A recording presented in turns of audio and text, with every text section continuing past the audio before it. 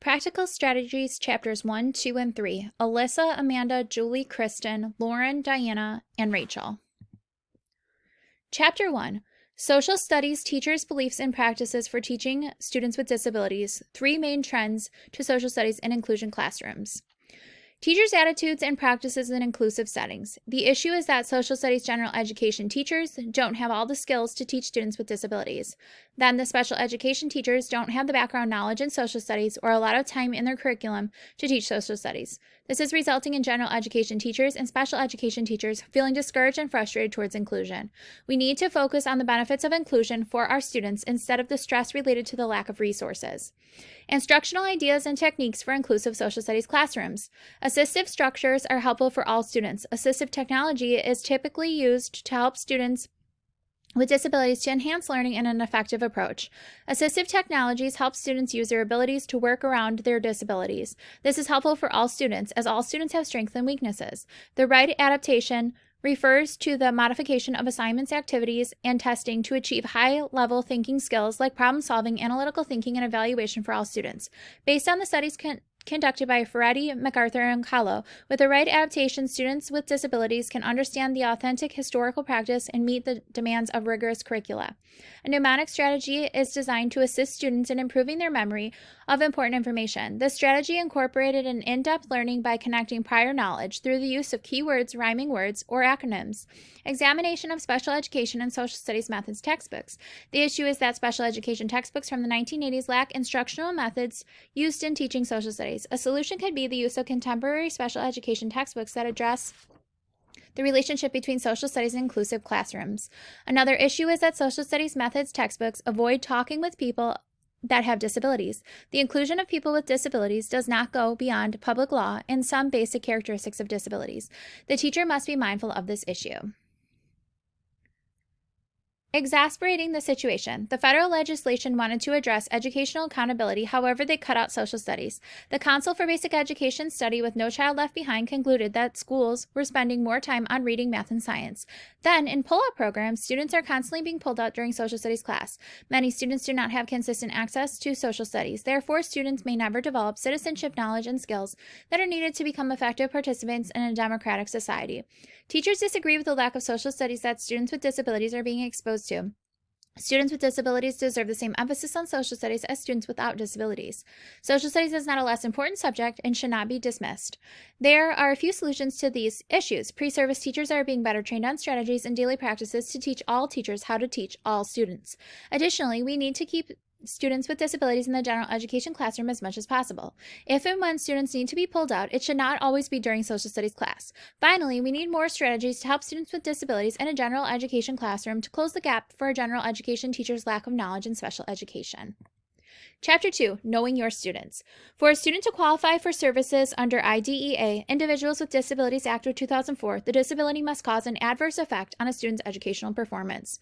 In 2006, 91% of students aged 6 to 21 with services under IDEA fell into 4 of the most common disabilities: learning disabilities, speech and language disabilities, intellectual disabilities, and emotional behavioral disorders.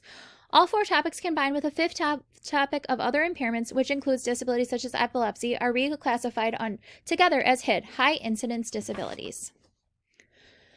There are 13 categories of exceptionality that include autism, deafblindness, developmental delay, emotional disturbance, deafness and hearing loss, intellectual disability, multiple disabilities, orthopedic impairment, other health impairment, specific learning disability, speech or language impairment, traumatic brain injury, and blindness and vision loss. Educators take a teacher-directed, student-centered, or balanced approach to teaching social studies. Teacher-directed would include reading textbooks, listening to lectures, and participating in whole group discussions, whereas student-centered is hands-on, inquiry and project-based, cooperative learning. The balanced approach will combine both approaches. Students will need certain skills under teacher-directed instruction, such as reading and comprehending textbooks. For reading, students should be reading at level, decoding words, using a dictionary, blocking out stimuli. For comprehending, they should have skills such as activating prior knowledge, identifying main ideas, summarizing content, understanding literal and figurative language. When we are addressing lectures, student skills must include listening, comprehending, and they must also participate in large and small group discussions. Finally, they must also take notes using skills like identifying important information, keeping up with lecture, organizing, making notes, and writing legibly. Skills for student-directed instruction under inquiry-based learning include observe, listen, read, study, organize, analyze, classify, synthesize, hypothesize, generalize, problem solve, evaluate, and work with peers. In cooperative learning, basic reading and writing skills, remembering previous material to participate in a group, and possessing interpersonal and social skills such as turn-taking. Students need successful study skills to meet increased demands of upper-level coursework.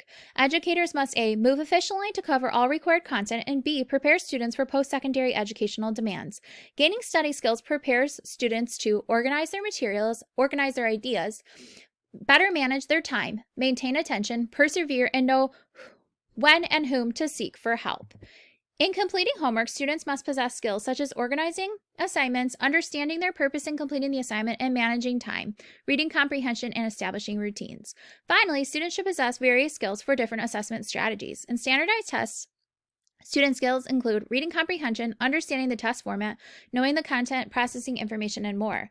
In performance assessment, student skills will include constructing responses, using higher order thinking, maintaining focus and motivation, and managing their time. With portfolio assessments include collecting and organizing documents, reflecting on work, providing responses and explanations, and drawing conclusions using correct grammar and managing time effectively.